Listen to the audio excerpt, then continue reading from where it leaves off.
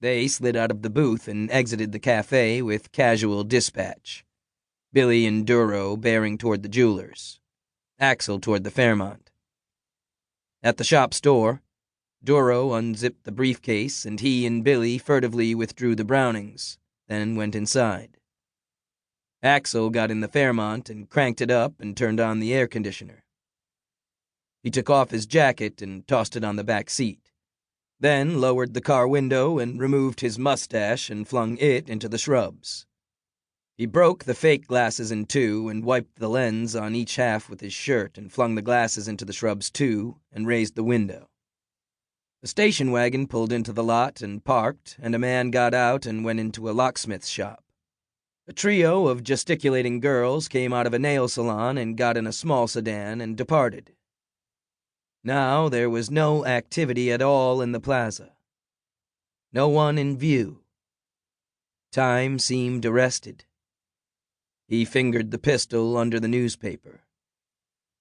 Then out they came, Duro in the lead, the briefcase under an arm and hiding his gun hand, Billy right behind him and shutting the door as he exited, holding his gun under his jacket, both of them moving with the same cool briskness as before.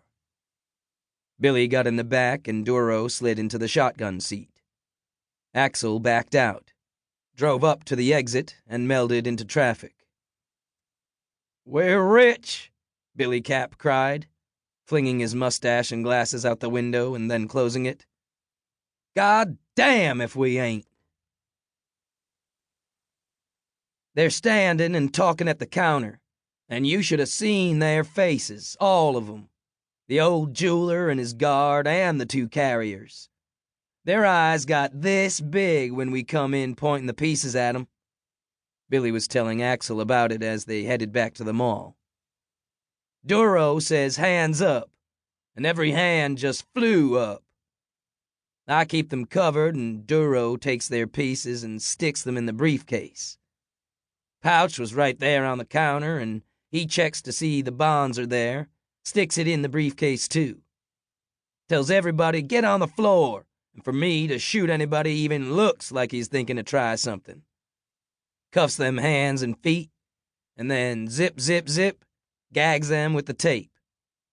Tells one of the carriers he's left his wrist cuffs loose enough he ought to be able to work free in 10-15 minutes, if he puts his mind to it.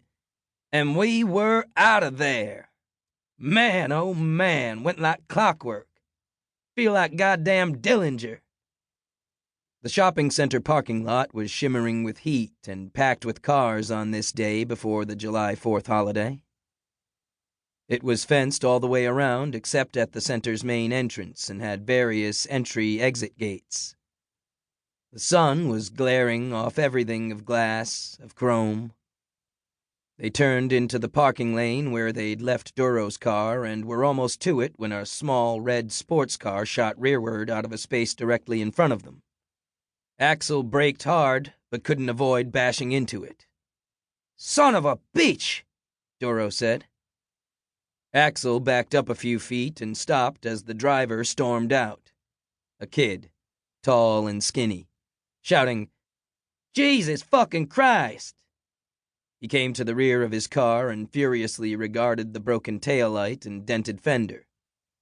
It was a Porsche 911 coupe with a Southern Methodist University decal in the back window. There wasn't enough room to drive around it.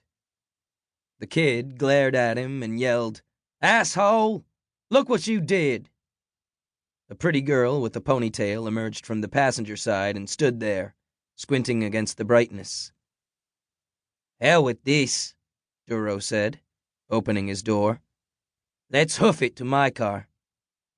"He'll follow and get your tag," Axel said. "Get a good look at us." Duro yanked the door shut. "Then back out into the cross lane and—" "Hey!" the kid yelled. "Hey! Over here!" He was looking past them and waving his arms over his head.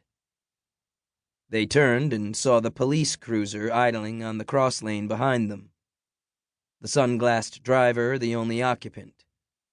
He raised a radio handset to his mouth.